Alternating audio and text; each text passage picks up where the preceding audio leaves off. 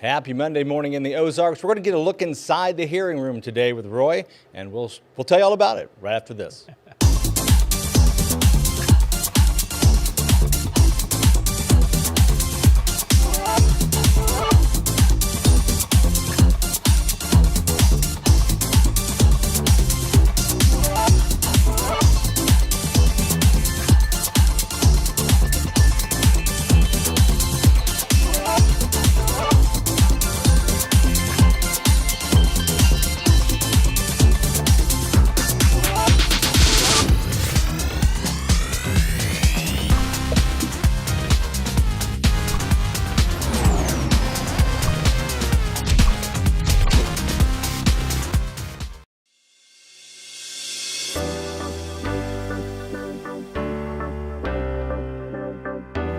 I want to be your disability rep.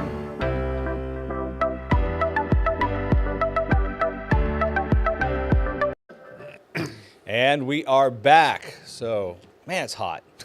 Yeah. I'm not into it. It was hot over the weekend too. Well, the fun part is the air conditioning's out here in the studio. Yes. Yeah, so maybe we'll get that corrected this week. But anyway. So you've been in a couple of hearings. I've been in a few. Yeah. Somewhere along the way, I don't even know. Well, you and I think we probably have the same experience. You know, to us it's routine, but to our clients it's a whole brand new experience. Yeah, that's correct. And people are usually afraid of these things. And I guess the advice that I would tell people is this. It is a federal court appearance, right? It sounds ominous and scary. It does. But in those reality, are ominous and scary. I've done those. Yeah, but in reality, these Social Security hearings are on stress level with a job interview. Oh, okay. And that's that- a little more. Yeah, it puts people at ease a little bit, I think. Sure. Yeah. Because talking about some similar things, really, job skills and stuff like that. Yeah, that's true. And you know, it's not that there's no stress involved. Obviously, there's a lot on the line for people. This is maybe a livelihood, income moving forward. But for the most part, you know, they're pretty laid back. They're a real informal hearing. There's no formal rules of evidence that aren't applied in these type of hearings.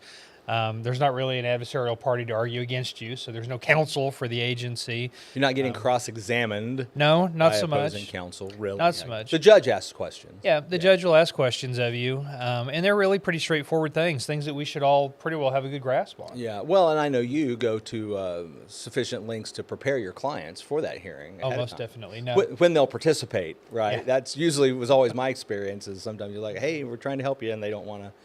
They don't come in, they don't participate, but... Yeah, unfortunately, I've had some no-shows in the past. I drove all the way to Frankfort, Kentucky one time and had no client. Oh, wow. It was a long haul, and I was a little frustrated, so I drove by her house to see what was going on. Yeah. And there was, honest to goodness, she had been charged with some sort of bank fraud, and there was people at her house loading boxes into vans. Well, there you go. So there you go. Yeah. But no, the hearings are just really straightforward. I mean, primarily the judge is going to talk to you about how your household chores get done. That's usually the core subject matter of these hearings. Looking for examples in the ways that you struggle in getting this just basic ADLs, activities of daily living, done. Yeah. You know, if you go in and tell the judge you can do these things without limitation, the judge is going to wonder why you came to the hearing. Why can't you, if you can work from home, do your homework, housework, why can't you do the work? So I tell people all the time, remember your buts and your ifs. You know, but if. Can you stand at the sink and do dishes? Well, I can, but only for a few minutes. Then my feet get to killing me and I have to go sit down. I have to rest for a while. You know, you can do a lot of things and still qualify for disability. One of the core issues is whether you could do them on somebody else's timetable and to somebody else's satisfaction. Or for an extended period of time. For an extended period of time, yeah. An 8-hour workday. The rest of the hearing will primarily focus in on how it is that you struggle. I mean, what the pain looks like, where it hurts, when it hurts. All things that we should be well accustomed to and have easy answers for. Yeah. Especially when well prepared. Yeah.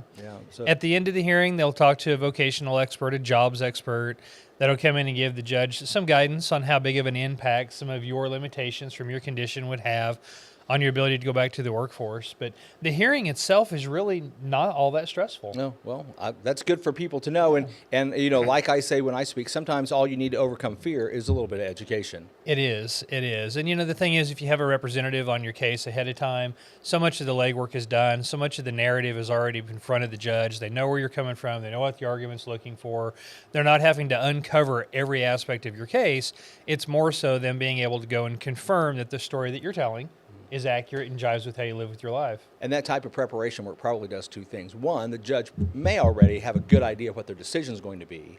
And two, and along with that, that may make your hearing a lot shorter. It does. Yeah, a lot of times it does. And, the thing is, if you got 12, 1,500 pages rather, 3,000 pages in your medical file, judges are human too. I mean, they appreciate a little bit of help and somebody pointing them in the right direction. Absolutely. If you walk in without a representative and you got a 3,000 page file, you're hoping the judge does their due diligence, that they read it the way that they should. It's a big ask. Yeah, sometimes of anybody, it is. especially a relatively low-paid government employee. And people who are overworked with a heavy workload, it is what it is. It is what it is. But, having somebody to kind of help point out those flashing markers really helps your case a ton. Yeah, well, that sounds good. Hey, if you would like somebody to help the judge point out the flashy markers, you can get a hold of Roy today. His number is right there on the screen behind us, or scan the QR code. Any parting thoughts, Roy? 417-812-6698. We got a little bit of blur on the number there. A little glare. Otherwise, give me a call. I've got a quiet afternoon. Certainly have time to visit with folks. Always appreciate the calls. All right. Thanks, Roy, for joining us. Thank you for watching, and we'll be back next week.